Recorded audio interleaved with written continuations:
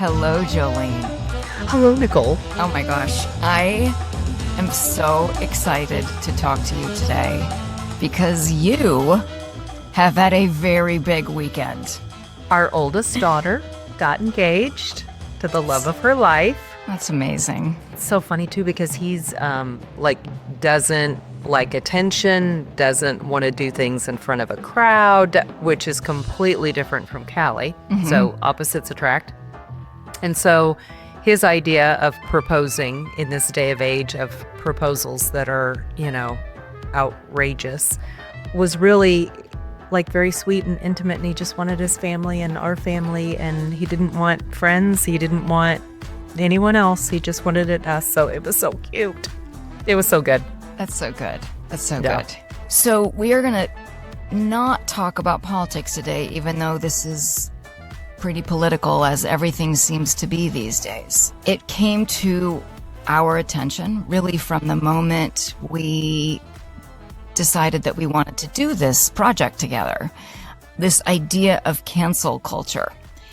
And this project that you and I are trying to do, it brings up a lot of emotions in people and a lot of fear. I'll speak for myself. Ever since I started to send out, because we're actually launching, this will come out way later, but we're launching in 2 days. And I am a bundle of nerves and excitement and terrified and thrilled. And it's such a vulnerable thing for us to do this. I can't hide behind parts. This is me. And all of my messiness and my emotions and my brain that works sometimes and doesn't work a lot of the time. And here is my friend that I absolutely adore, that trusted me to do this thing. I've always cared way too much about what people think. Maybe that's what attracted me to be an actor. I have no idea. But I care way too much. And I remember people saying to me, oh, when you get older, you're not going to give a shit what people think. Well, I'm 55 years old and I give a shit about what people think. And I don't like that about myself, but I do. I like being liked. I like being loved. And this is an enormous leap that we are taking together. And this world we're in is so critical. And as we've said in other episodes, it's so easy to be cruel on the other side of the screen. And one thing that I said when we talked to Bambi Media about producing this with us, one of the first things I said to Brianna was, it's really, really important that I protect Jolene. And I don't want to look bad. I don't want Jolene to look bad.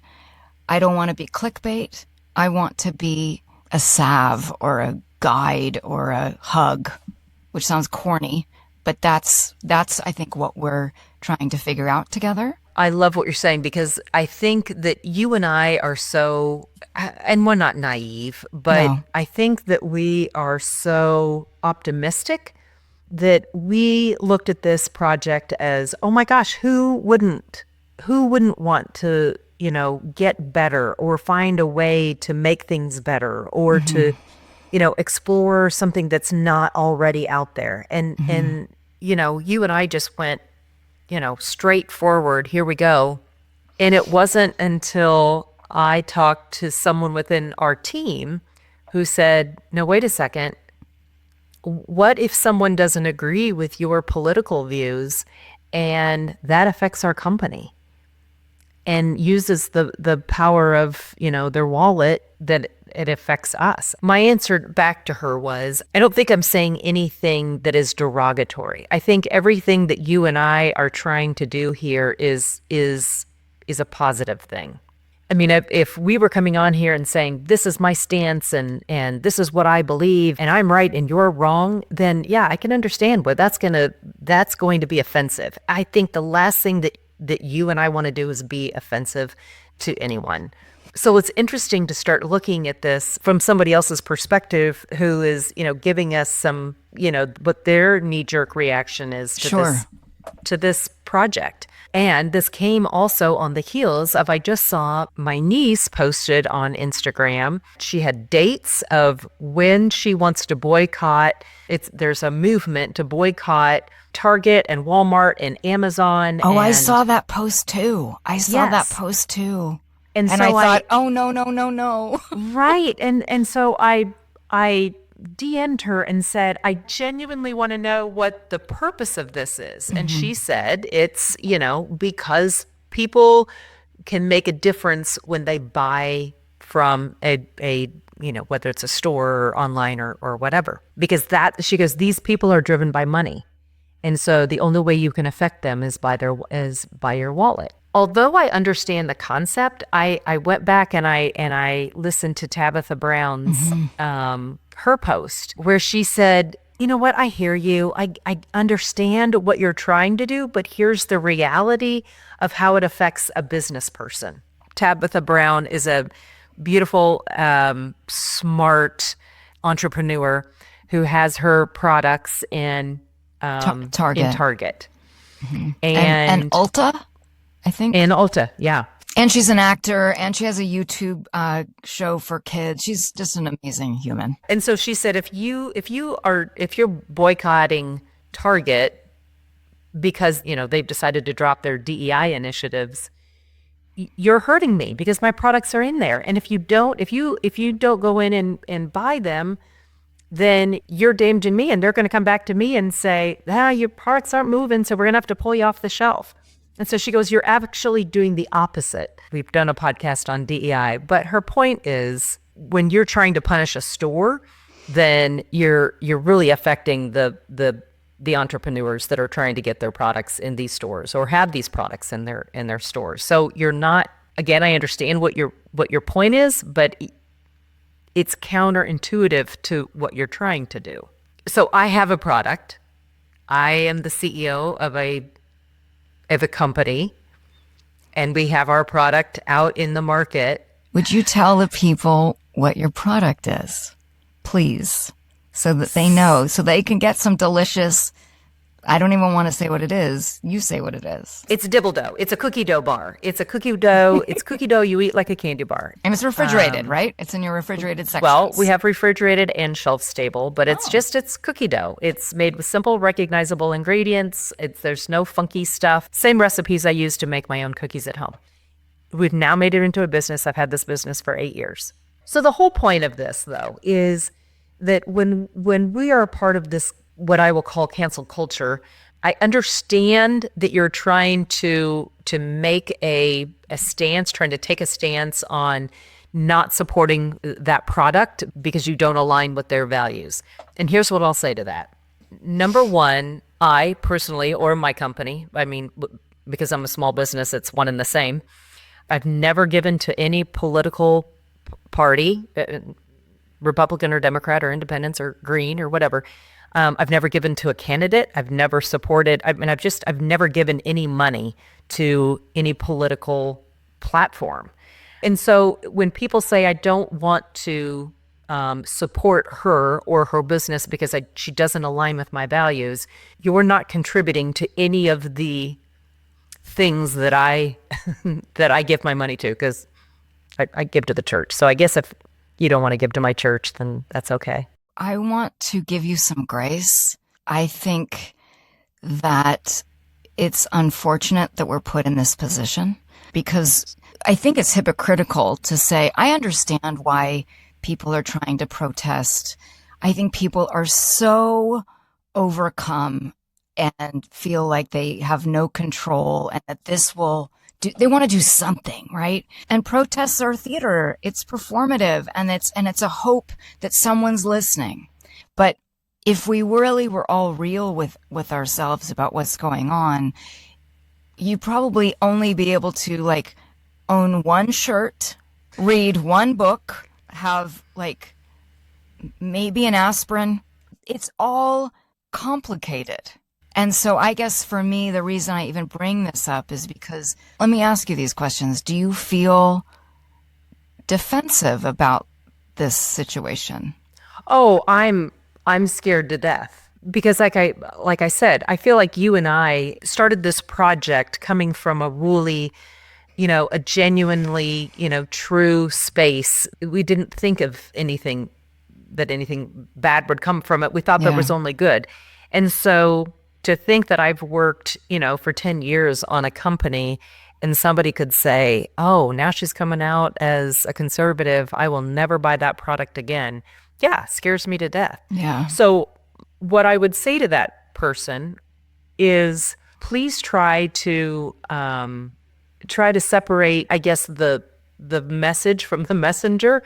I remember when Domino's came out and they were supporting Planned Parenthood. And so, conservative right was saying, do not buy Domino's pizza because they contribute. What you're doing then is your money is contributing to abortions, promoting abortions.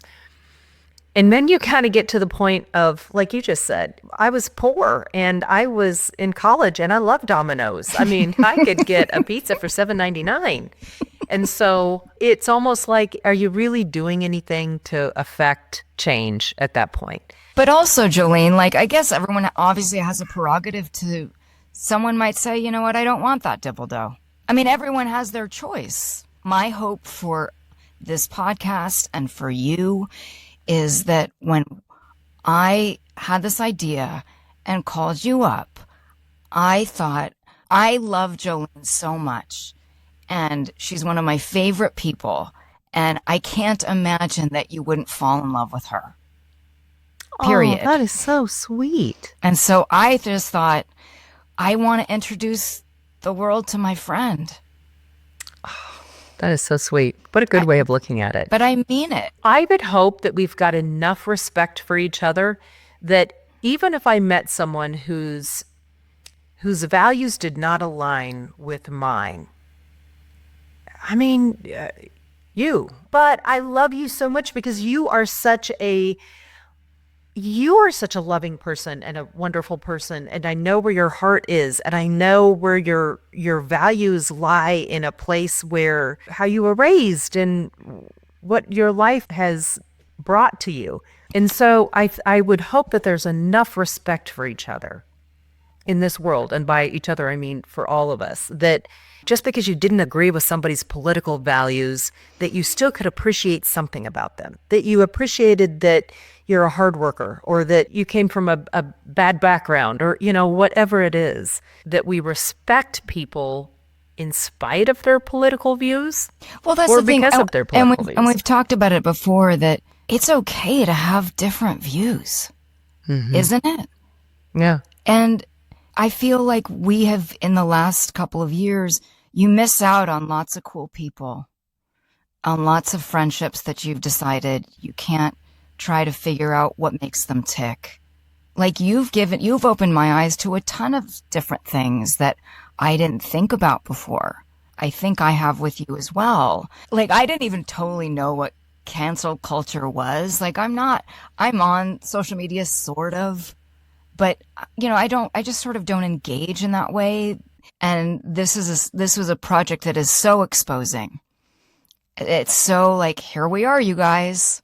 We're going to Totally vulnerable. Yeah. Totally vulnerable. We're going to tell you, we're going to have these really easy conversations DEI and abortion and just fun things that we like to talk about. Let's talk about it. It's going to be really easy, y'all. So, here we are trying to do this, and then you're thrown this bomb of don't get canceled, and you're like, what? Immediately, we had done nothing at this point. That the first fear bomb, that's what I'll call it, was thrown at us. And there was this moment of, oh my God, that's the last thing in the world I want for my friend.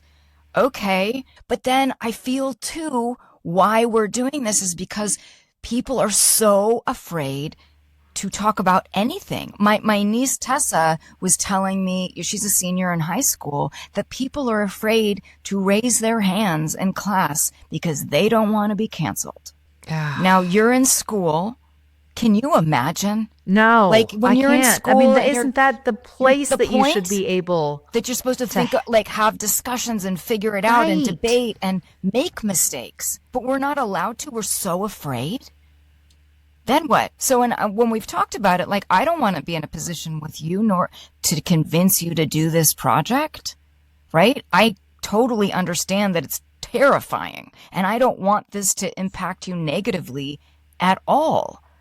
On the other hand, are we supposed to just, not you, like I'm thinking bigger as a culture, as a society, are we just supposed to shut the fuck up and let the world melt down around us? No, This right. makes it an explicit rating because I have such a potty mouth. See, The you did liberal, it again. the We're gonna have to liberal with put the it- potty mouth. The liberal, put the F word out there again. No, but when we started talking about this, you even said that in terms of pharmaceutical commercials. Yeah. Because you said, those are the highest paying gigs that you Yeah. could get. Absolutely. And so if you come out and say that that's really screwed up, does that harm you as an actor? Oh, yeah, absolutely. Or that I would read Fair Balance is what all the side effects are called in the script. It's called Fair Balance, where it's really fast and it's like suicidal thoughts, death, da da da da, but say it with a smile. And seriously, and every time I would do it, I'd have casting directors go, Nicole, you sound so sad. And I'm like, I'm never fucking booking this thing because it's like, you're just like, what am I selling? So, for instance, I might not go to Chick-fil-A. I've never been. And I know everybody loves their chicken sandwich, but it's a very Christian, and I have my personal, no thank you. Okay. But I have auditioned for many a pharmaceutical company. Wait, so would you audition for Chick-fil-A? That's a very good question. I would. And again, the hypocrisy is deep. One thing that I won't do, I've not auditioned for, it was a long time ago. Oh, I think it was, let me think when it was. The Republican National Convention was going to be in New York. I think it was Bush Gore. I think it was 2004. Wow. I went to an audition and the script was really scary. I know that sounds weird. Do you know where your children are? It's 10 o'clock. But it was right. But it was New York, and it was after. Obviously, I knew it was after September 11th, and it was very like September 11th-y. And I'm looking at the script. I'm like, what the fuck is this? And I go into my audition, and it's with one of my favorite casting directors, and she's a dear friend, Pam. And I felt comfortable enough to say, Pam, what is this thing? And she said, oh, it's Homeland Security. It's for the RNC. And I said, I don't want to do this. And she said, okay. And I walked out. Oh, wow. And more so it was because I didn't like the tactics of it. But I'm not so high and mighty. I've auditioned for everything else. That's the thing. It's my job. I need to work. And so there's a lot of hypocrisy. I'm definitely not better than anyone. But I don't know that it's hypocrisy. I think it is figuring out, what pays the bills. Yeah. And I mean, in your job and job security. And then what are those things that you can spend money on? Or want to spend money on. If you don't want to buy Domino's, you've got other choices, right? But aren't we lucky as Americans that we get choice? Absolutely. I mean, if you're lucky enough to be able to feed yourself and shelter yourself and all of those things, then you have choice. But it's like, God, you have a different choice than that other person, and they are ready to chop your head off. I'm so tired of it. I know you are. Oh, absolutely. I think that you've got to be so consumed with anger to have to think about every move that you make and who's going to benefit and who's not, and how can I screw them as much as possible. Like that kind of anger, that's going to be exhausting. Right. It's exhausting. And you're hurting yourself. You're hurting yourself more than anyone else. As soon as we started working on this podcast and started doing research, I was like, oh, I'm consuming the news in a totally different way, that I wasn't so triggered all the time. Triggered is such an overused word, but I just used it. And gosh, it's so much nicer to be in my body because I was so reactive. And I think we're all in this sort of heightened state of who's going to get you. Or I don't want to be got, and so how do I fend that off at the get-go? What can I do to? So Jolene, as your friend and as your partner in this pod, Yeah. how can I help you feel secure in this venture that we're doing? You've done it. I mean, by saying we need to do a podcast on this was, I mean, obviously is huge. Because we could sweep this under the rug and just say, no, I don't know, that's too hard, or we're kind of might be stepping on somebody's toes here. And so the fact that you wanted to help me say this and help work through this is huge. So thank you, my friend. Of course. I love you. Come on now. I mean, and let's be real. This thing is terrifying. I don't want bad comments, and I don't want, like, I'm a sensitiva. Sensitiva. Oh, I like that. Oh my God, I'm such a sensitiva. And dude, I cried about you like being nice to me when Hillary lost. Listen, I cry about everything. Josh teases me, and I'm sure if he hasn't said it to you before, he'll say it to you again. You know the movie Ted? The bear movie? Yeah. When Ted was pulled apart, I was crying. Ted was being ripped up. And I couldn't handle it. I cry at everything. I mean, there's been some acting projects I've been very proud of and excited about, but I'm so excited to do this with you. It's sort of like that excitement overrides the terror. Well, right. And I think that's the whole point is we feel obligated. We feel like we're trying to do something to help. Yeah. Yeah. And we don't want there to be negative, ramifications of it. So, but I guess that's the risk when you do anything, really. There's going to be people that disagree, and there's going to be people that are bored, and there's going to be people that are outraged because they're just outraged. Before we end this topic, is there something that we didn't cover, or you didn't feel you want to express something, or any thoughts? No, I would hope that if you like cookie dough, you buy mine. There you go. What flavors do you have, speaking of? You don't bake it, you just eat it. What flavors do you have? We have chocolate chip. We have peanut butter with chocolate chips. Yum. We have sugar cookie with sprinkles, which is actually my grandmother's Christmas cookie recipe. Oh. She puts a little almond extract in there. It's delicious. And we have snickerdoodle churro, which is delicious. Mm-hmm. But we've now on March 17th, we'll release the brand new monster cookie. What's that? Gluten-free. It is awesome. So it's oats and peanut butter and chocolate chips and not M&Ms, but chocolate coated candies. And but it's gluten-free. It is so dang good. Right on. I will send you some. This is future thinking, of course, but I think we need to figure out if we've got to talk cookie bar. That's what I'm thinking. I'm salivating. Hear that? That's what I'm thinking. Well, what's your favorite cookie? I love peanut butter so much. I love nutty flavors. I like oatmeal. I do not like raisins. Who doesn't like a chocolate chip? Okay, I think you're going to love this monster cookie then. All right. I like cinnamon. Then the churro. There's my commercial right there. Hell, we don't need a sponsor. Yeah. Should we do a good for the soul? Yes. I know I've sent you a bazillion of this Instagram account. It's called healing_out.loud. Healing_out.loud. And that's all I'm going to say. It's so hilarious. Almost every post just makes you laugh, which is always so nice. Yeah. Okay, I love that. Mine is theprogressnetwork.org. Ooh, what's that? Do you get them? Oh, see, I kind of think I got them from the Tangle, and then I started subscribing. It's on Instagram? Theprogressnetwork.org. You know what? I don't know if they're on. I just get emails from them.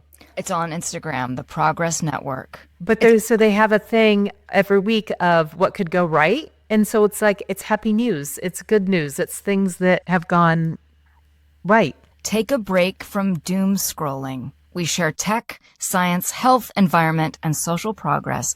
What could go right? Yes. Right? Yep. That sounds good. Oh, I love that. All right. I am prepared again for a very amazing Would You Rather. Oh my gosh. Okay. Are you prepared for yours? I am. Okay. Would you like to go first? Yes. Okay. Okay. Would you rather Yes. go on a weekend yoga retreat with Pam Bondi or a weekend hunting trip with Christy Nome?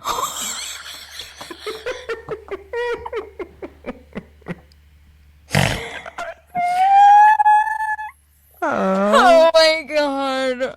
A weekend yoga retreat with Pam Bondi or a women's hunting weekend trip with Christy Nome? Oh my God. Okay.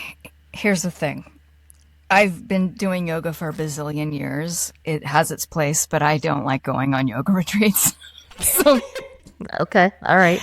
and I'm just going to take this as a, I don't know, learning new things. I've never been hunting before. I've never held a gun. I don't know if I really want to, but wow, let's just say it. I'm going to go hunting with Christy Nome. Oh, God, that is awesome. You're going to be in like a deer blind, just the two of you from the butt crack of dawn. What's a deer blind? For hours. What's a deer blind? You are in a shelter so that the deer can't see you. And you've got a window that you so that you could kill them? Rifle. Mm-hmm. Yeah. Oh, I've changed my mind. I'm going to the yoga retreat. I can't do it.